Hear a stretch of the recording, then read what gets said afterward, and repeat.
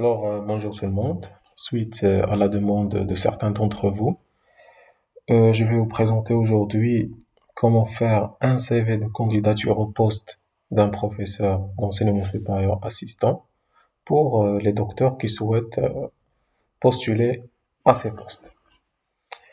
Alors déjà, pour postuler au poste professeur d'enseignement supérieur, votre mission sera bien sûr d'être un enseignant-chercheur.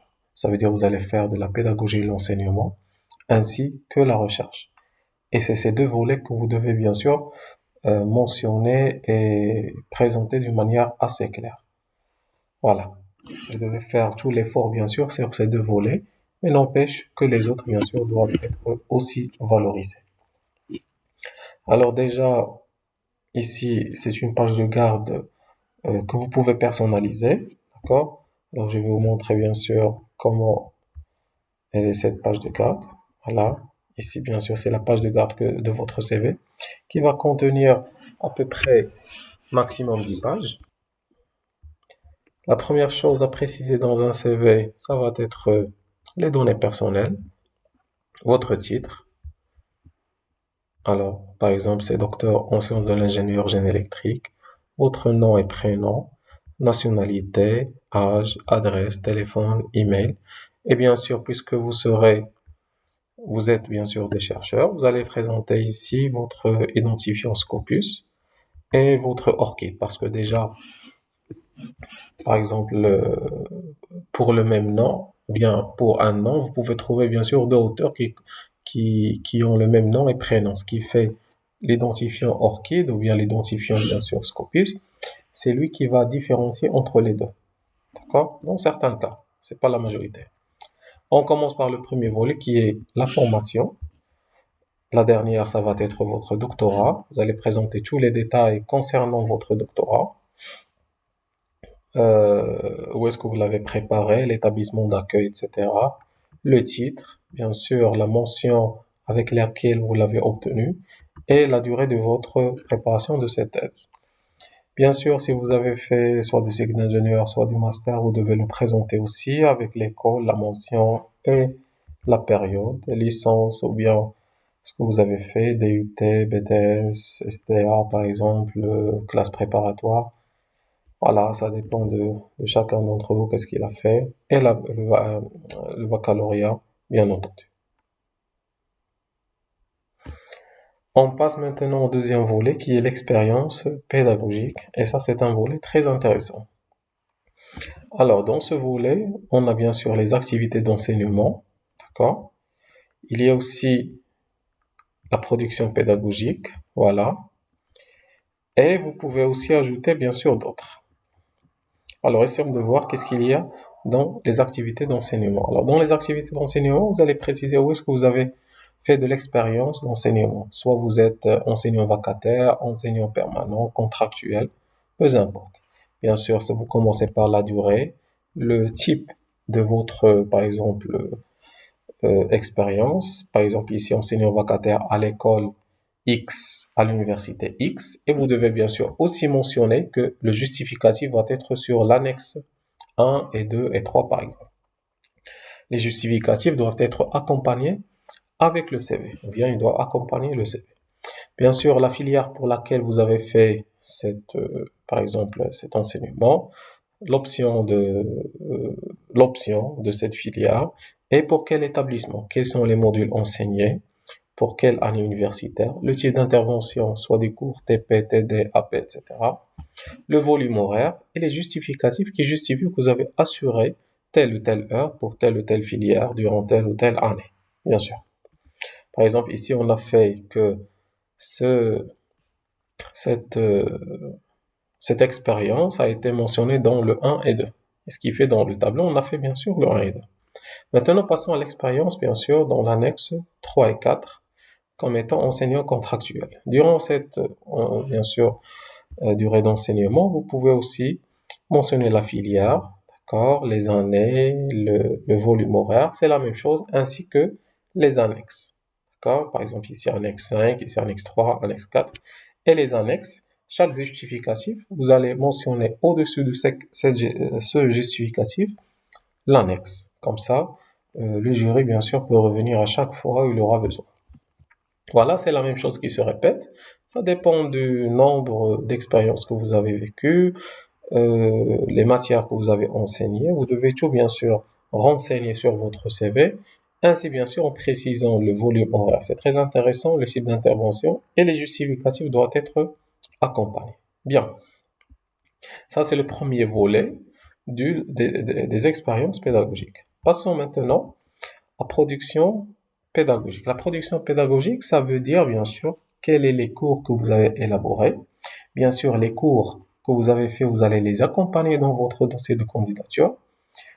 Aussi, si vous avez fait des TP, des TD, ça va être bien sûr rapporté sur des papiers. D'accord? Voilà. Ici, vous allez faire, par exemple, ici un exemple, élaboration des travaux pratiques pour ces filières. Et on a fait les travaux pratiques, par exemple, pour ces matières. Et les justificatifs, on peut les voir dans les annexes 14 et 15. De même, bien sûr, pour les autres filières. Alors ça, c'est la production pédagogique. Je rappelle, elle concerne bien sûr les différents euh, cours que vous avez élaborés. Vous allez joindre les cours sous format papier. Les TP, les TD, vous allez bien sûr aussi les joindre dans votre dossier de candidature. L'encadrement pédagogique et bien sûr la participation comme étant un membre jury, c'est aussi très important. Voilà, vous allez aussi bien sûr présenter la filière pour laquelle vous avez par exemple encadré ou bien vous avez participé comme étant membre du jury, l'année universitaire, le type d'intervention, par exemple ici c'est l'encadrement d'un projet de fin d'études, d'accord? Bien sûr le titre de ce PFE et le justificatif. Ici pour le justificatif de PFE, tout simplement vous pouvez bien sûr scanner la page de garde de ce PFE. Ça sera très bénéfique. Par exemple, ici, participation au jury de soutenance des projets de fin d'études comme étant président, rapporteur et examinateur.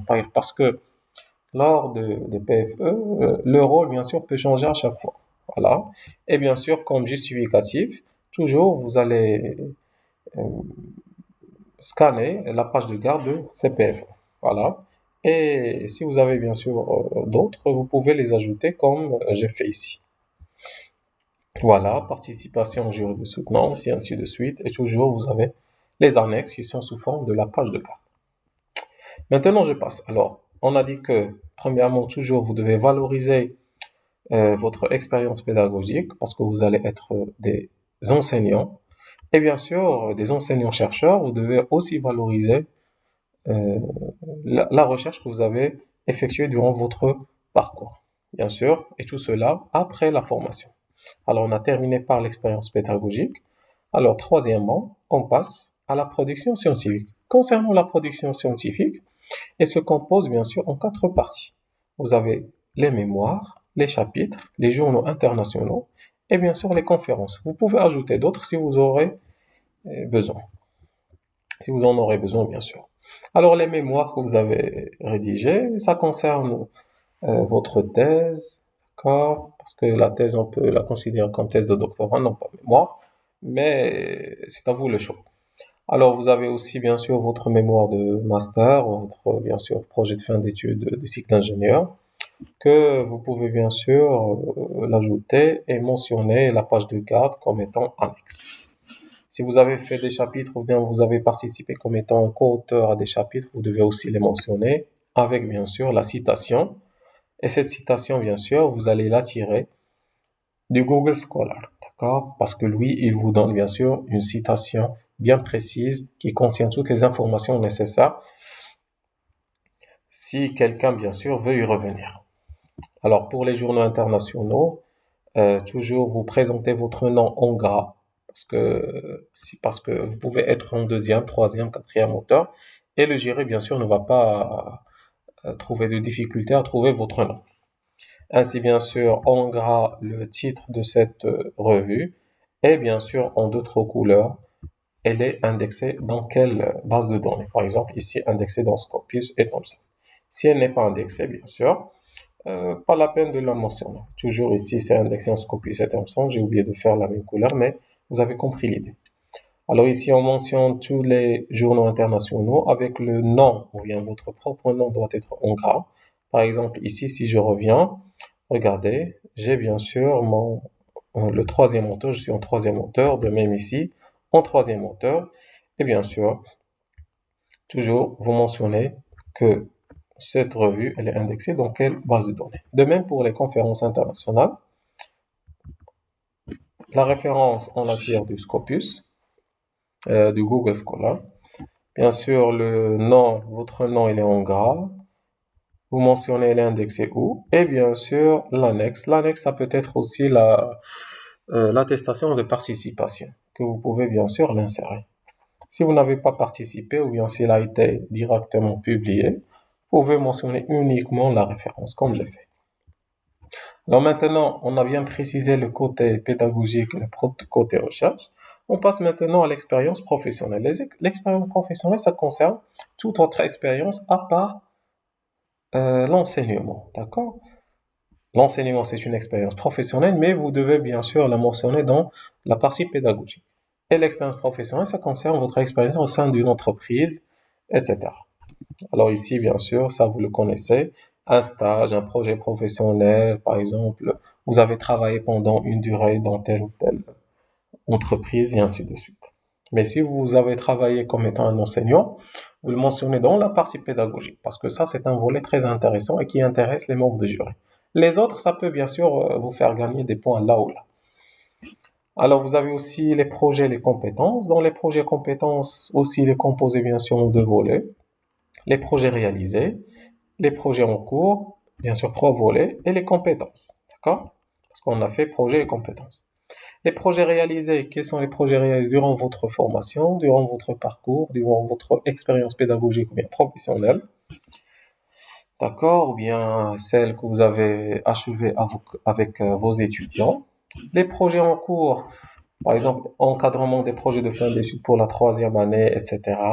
Quel est le titre de projet, d'accord? Pour quel établissement, pour quelle université? C'est très intéressant de le mentionner pour montrer que vous êtes toujours en train, bien sûr, de réaliser des projets. Vous êtes toujours actif. C'est ce qui intéresse un membre du jury.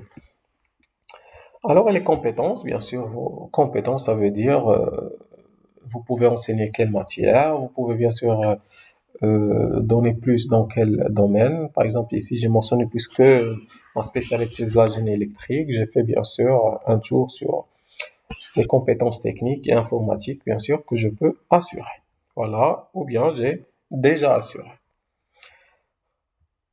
Par la suite, on passe aux prix et distinctions. Les prix et distinctions, ce sont tous prix que vous avez réalisés, que vous avez obtenus. Par exemple, la réussite au concours de recrutement d'un enseignant contractuel. Ici, vous allez bien sûr présenter votre, par exemple, attestation de de ce contrat. Par exemple, si vous étiez boursier d'excellence, vous allez la mentionner ici. Si vous avez obtenu des prix là ou là, bien sûr, vous devez mentionner bien sûr ça en ajoutant des annexes qui contiennent cette attestation de réussite ou bien de ce prix ou bien de cette distinction. Bien sûr, on peut rajouter ouverture, innovation et valorisation. Là, vous allez mentionner quelles sont les formations que vous avez bien sûr suivies durant votre formation. Par exemple, formation sur l'utilisation des ouvrages électroniques de l'éditeur Springer. Ici, vous avez une attestation de participation. Formation sur, par exemple, la création des sites internet ou bien de la méthodologie de recherche, ou bien sur MATLAB, sur Python. C'est bien de mentionner ici les annexes en ajoutant les attestations. Ici, la création et la gestion d'un site de recherche, vous ajoutez d'un lien. Bien sûr, cela reste à vous pour mettre ce que vous avez déjà fait, quelles sont les formations que vous avez eues. Et à la fin, quelles sont les langues pratiquées? Bien sûr, l'arabe, l'amazigh, pour certains d'entre vous, français, anglais, espagnol, d'accord? Tout cela, ça dépend bien sûr du candidat. Et voilà, bien sûr, comment il ressemble, à quoi il ressemble, bien sûr, un CV pour postuler au poste professeur de l'enseignement supérieur ou bien maître de conférence. Voilà, vous avez la première page, c'est la page de grade. La première, elle contient la formation, les expériences pédagogiques, etc. Voilà, avec tous les détails et chaque détail avec un justificatif. Et bien sûr, tout cela, vous devez le joindre avec le CV. Comme ça, vous donnez bien sûr plus de valeur à votre parcours. Voilà, et vous allez gagner certainement euh, l'attention du membre du jury. Voilà, et vous allez être bien sûr bien distingué par rapport aux autres. Je vous souhaite un bon courage et bonne continuation pour tout le monde. Merci.